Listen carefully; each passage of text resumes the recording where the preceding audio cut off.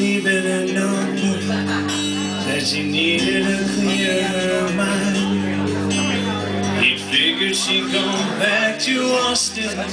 She talked about it all the time. It was almost a year before she called him up.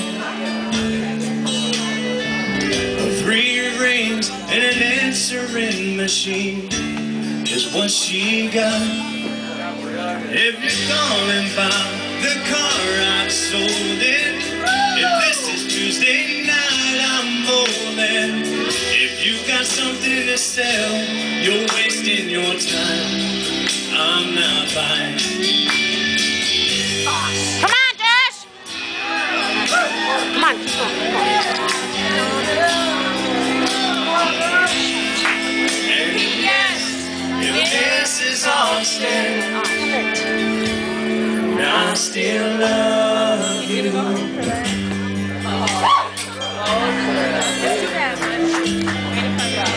The telephone fell to the counter. She heard, but she couldn't believe. What kind of man would hang on that long? What kind of love that must be? She waited 3 days, and then she tried again. She didn't know what she'd say, but she heard 3 rings, and then, if it's Friday night, I'm mad. The ball game and first thing Saturday. If it don't rain, I'm headed out to the lake, and I'll be gone all weekend long. But I'll call you up when I get home on Sunday afternoon. And P.S. if this is Austin, and I still love you. But this time she left her number, but not another word. Then she waited by the phone on Sunday evening, and this is what he heard. If you're calling about my heart, it's still yours. I should have listened to it a little more. Then it wouldn't have taken me so long to know where I belong. And by the way, boy, this is no machine you're talking to. Can't you tell that this is Austin? And I still love you.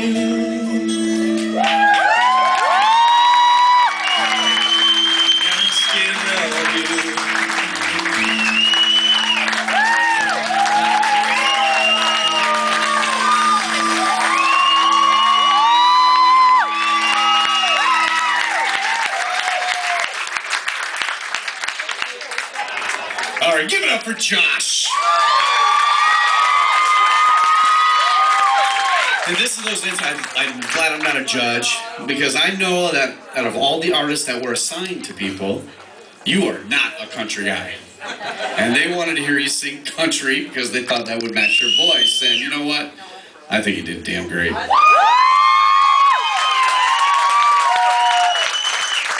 seems I have a lot of people agreeing with me too. So that puts us to our judges, and Magician Mike, let's start with you. Yeah, you.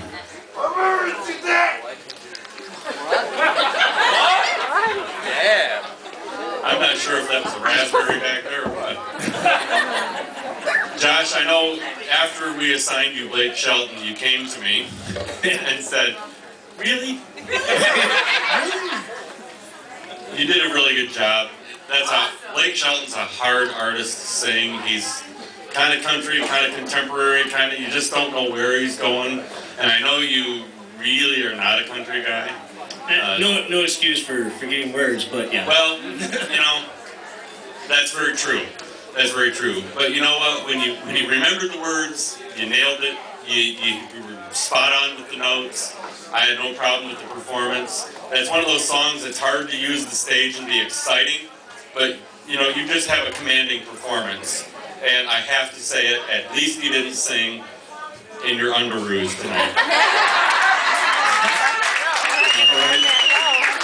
All right, Deb, let's hear from you. Now, maybe if you had the underoos on again this week, we would have forgotten about First of all, let me say, my friend, that I was absent a couple of weeks ago. I did not give you country. Thank you. I did not give you country. I would not have given you country.